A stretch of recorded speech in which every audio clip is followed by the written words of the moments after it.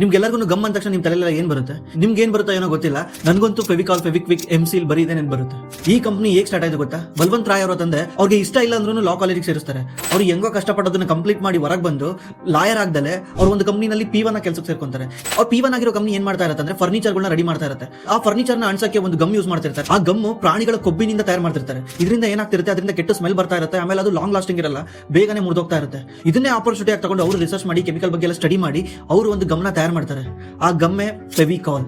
ಆಮೇಲೆ ಅವರು ಪಿಡಿಲೈಟ್ ಅನ್ನೋ ಕಂಪ್ನಿನ ಸ್ಥಾಪನೆ ಮಾಡಿ ಅದ್ರ ಕೆಳಗಡೆ ಫೆವಿಕಾಲ್ ನಡೆಸ್ಕೊಂಡು ಬರ್ತಾ ಇರ್ತಾರೆ. ಆಮೇಲೆ ಬೇರೆ ಯಾರ್ಯಾರು ಮಾರ್ಕೆಟ್ ಅಲ್ಲಿ ಒಳ್ಳೊಳ್ಳೆ ಪ್ರಾಡಕ್ಟ್ ತಯಾರು ಮಾಡ್ತಿರ್ತಾರೆ ಅವ್ರನ್ನೆಲ್ಲರನ್ನು ಅಕ್ವೈರ್ ಮಾಡಿ ಮೋನೋಪೋಲಿ ಕ್ರಿಯೇಟ್ ಮಾಡಿದ್ದಾರೆ. ಇವತ್ತು ನೀವು ಅಂಗಡಿನಲ್ಲಿ ಹೋಗಿ ಗಮ್ ಬೇಕು ಅಂತ ಕೇಳಲ್ಲ, ಫೆವಿಕಾಲ್ ಕೊಡಿ ಸರ್, ಇಲ್ಲ ಫೆವಿಕ್ ಸ್ಟಿಕ್ ಕೊಡಿ ಸರ್ ಅಂತ ಕೇಳ್ತೀವಿ.